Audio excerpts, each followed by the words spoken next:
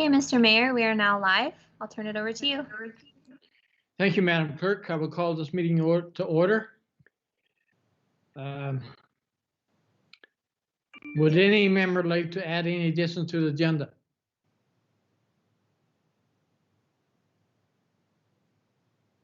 Seeing none, I have a recommendation here that the agenda be approved as presented. Someone to move to put on the floor, please.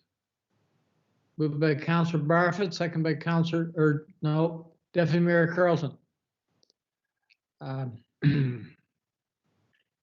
There's no discussion on the motion before us. Madam Clerk, a show of hands is sufficient. Yes. I call a vote. All in favor? It's carried. Declaration of pecuniary interest. You can clear anytime you see fit during the meeting.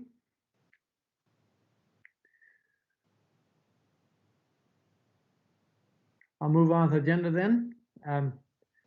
Minutes of the previous minutes. I have a recommendation here that the minutes of the Committee of Adjustments meeting held on January 12th, 2021 be adopted. Someone to move to put on the floor, please. Moved by Councillor Colburn, second by Councillor Barfoot. Is there any discussion on the motion before us?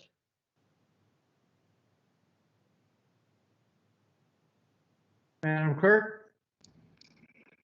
Thank you, Mr. Mayor. I just wanted to point out that we have made a procedural amendment to the minutes that are in front of you, specifically on page 8 of the minutes. We have amended the minutes to reflect that while Don Rumsey, being the agent for the Warners, was present, he did not actually make any comments. So the minutes have been amended to reflect the following. Applicants Jeff and Amanda Warner deferred to authorized agent Don Rumsey to submit comments to the committee. Authorized agent Don Rumsey was present in the virtual meeting, however, did not make comments. The committee did not have any questions or comments. The clerk noted that per the recommendation of the senior planner, the motion was amended to read and as follows. That application A0420 for Jeff and Amanda Warner be approved. Thank you, Madam Clerk. Welcome, Councillor Thompson. Is there, if there's no other discussion on the minutes or the motion before us, all in favor? No one's in favor? Madam Clerk, I cannot see all the screens. So through you, Mr. Mayor, I'll take the vote recorded, please. Thank you. So when I call your name, please indicate whether you are for or against the minutes as amended through myself. Member Brian Thompson. For. Member Kathy Moore Coburn. For. Member Carol Barfoot. For. Member Grant Pringle. For. Member Sue Carlton. For. And Member Dwight Burley. For. Thank you, and that carries. Thank you. Moving off our agenda, we're down to new business. We have a minor variance application 0520 for Sophie and Jeremy King. Civic address 118212 Ty Road 15. This is a meeting of the Committee of Adjustments to consider application for a minor variance for Sophie and Jeremy King under Section 45 of the Planning Act regarding property legally described as Concession B, Lot 15, Set RP 16R 3394, Part 6. Would the Secretary Treasurer please give you a report? Jan? Thank you, Chair. There have been no requests for deferral or withdrawal of the application. Notice of this minor variance hearing in accordance with Ontario Regulation 200/96 made under the Planning Act was given on January 14th, 2021 by ordinary mail to all property owners within 60 meters of the property which is subject to the application and to all the required agencies. Notice was also posted on the subject lands and the township's website. If you wish to be notified of the decision of the Committee of Adjustment, you must make a written request to the Secretary Treasurer of the committee. Only a person or public body that requests a notice of decision of the committee in respect to this proposed minor variance may submit an appeal. Thank you, The- Jen. Could the planner please give you your updated planning report? Jen, I'll turn it over to you again. So this application is really simple. Sophie and Jeremy King would like to build a house and a detached garage or a storage building, and they're applying for a minor variance. One is to increase lot coverage from 5% to 10%, and the second is to permit an accessory structure with a maximum height of 7.5 meters. So in assessing a minor variance, we look at the 4 tests of a minor variance. And first of all, the variance must be minor. So the request is to increase lot coverage from 5 to 10%. It's a 1.3 acre parcel. And what would end up happening is you would have development on that property that's similar to the other lots in the area. The variance would be considered minor. The height exception as well is minor. We've seen a lot of applications in Georgian Bluffs. When you see the larger height, quite often it's accompanied by a request for either loft storage or to accommodate an RV. The second test of a minor variance is it must be an appropriate or desirable use of the land, building, or structure. So we have those lands zoned for residential uses. As a 1 acre parcel, it's not suitable for farm use. It is really only non-farm residential use. So a house with an accessory structure and a laneway, they're common uses for the property. That's what we want to see on that property. It must maintain the general intent and purpose of the official plan. So under the county official plan, the property is rural. And when we look through the policies that impact development on the property, we see that MDS is required. It's a minimum distance separation calculation. The purpose of that is to separate the nuisance caused by the odor from a farm. So when you have a cluster of residential development adjacent to a farm, quite often you'll have the property owners complaining about the smell of the farm. MDS and that setback is intended to have the new development as far away from the farm as possible, and that helps to minimize the smell to the residences, thereby decreasing the conflict. So we calculated MDS for 2 livestock facilities in the area, and the proposed location of the dwelling exceeds what the required setback is. The Conservation Authority identified significant woodlands on the property, and what they're recommending is that any tree removal be restricted. So outside of the breeding bird nesting season from May 1st to August 15th. So no tree removal would be permitted between that time. And they don't anticipate any impact to the woodland, provided that that development window is adhered to. So when we look at that review, we can determine the application meets the general intent and purpose of the official plan. So we also look at the general intent and purpose of the zoning bylaw.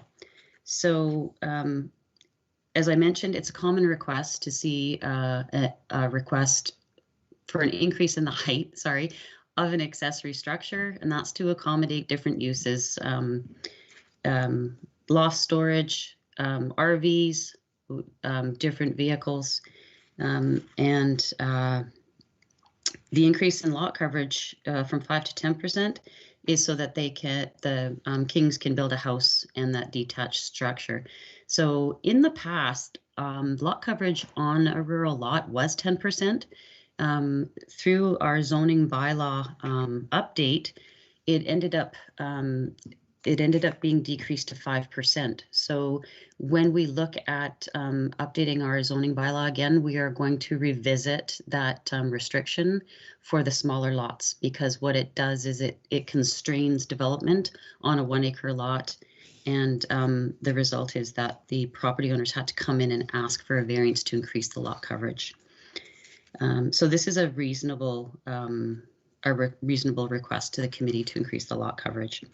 The application was circulated to various agencies, and generally there were no concerns raised. The County of Grey deferred to the Conservation Authority for verification that there's no impact on the woodland. They wish to be notified of any decision rendered with respect to this file. The Grace Level Conservation Authority have no objections to the approval of the application, provided that their comments of avoiding development during the breeding bird nesting season from May 1st to August 15th, and a drainage plan submitted to ensure drainage is properly conveyed. As long as those are adhered to, they have no issues. What we have done is, as a condition of approval for this application, we've included those two items in the decision. The Historic Saugeen Métis Lands Resources and Consultation Department, they have no objection to the minor variance as proposed. The Grace Level Conservation Authority Risk Management Office have commented the property is not located within a vulnerable source protection area, and they have no comments on the application. We did circulate to all property owners within 60 meters, and we did not receive any comments back from any of the neighbors. So as you see in the report, the recommendation is to approve the application. It passes the 4 tests of a minor variance. And there are 2 conditions recommended. The grading and drainage plan be submitted at a building permit stage, and the tree clearing associated with development avoid the breeding bird nesting season from May 1st to August 15th. And I believe that the property owners are available this evening. And if there's any questions the committee has, I would be happy to answer those questions. Thank you. Thank you, Jen. No member of the public register with the clerk to provide comments in support of or in opposition to the applicant. Are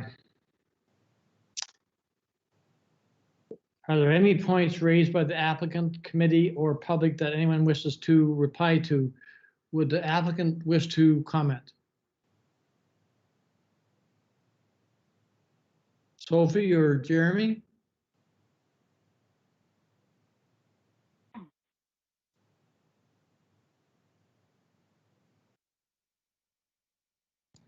Hi, it's Sophie here. I didn't have any questions or comments. Thank you, Sophie. Thanks. Does the committee have any comments?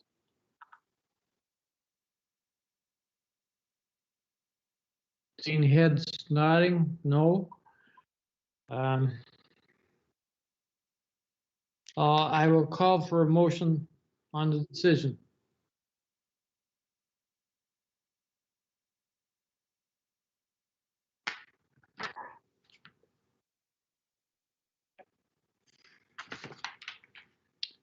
And I'll read the motion that the applicant OA 0520 for Sophie and Jeremy King be approved subject to the following conditions. 1, that a grading and drainage plan be submitted at the building permit stage.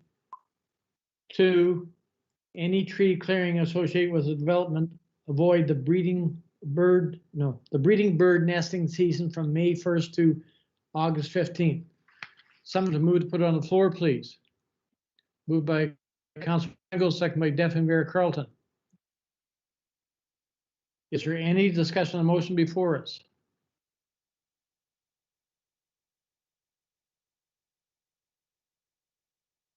Seeing none, Madam Clerk, would you take the vote, please? Okay, when I call your name, please indicate whether you are for or against the motion as presented. Member Ryan Thompson. 4. Member Carol Bartlett. 4. Member Kathy Moore Coburn.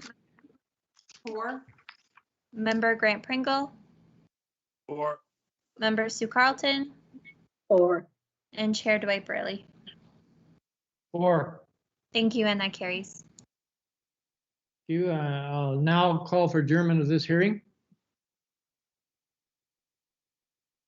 Moved by Councilor Bartlett, second by Councilor Coburn. Just a show of hands, all in favor to adjourn. It's carried. We've no other business here tonight.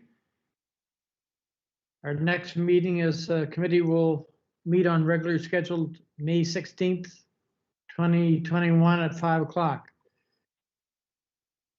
If there's no other discussion, I will now call for adjournment of this meeting. Would someone move for adjournment, please? Move by Councillor Barfoot, second by Councillor Colburn.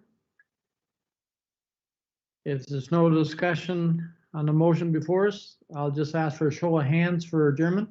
All in favor? I believe that is everybody, Deputy or Madam Clerk. Motion is carried. So we're now adjourned, everybody. Thank you. See you tomorrow night.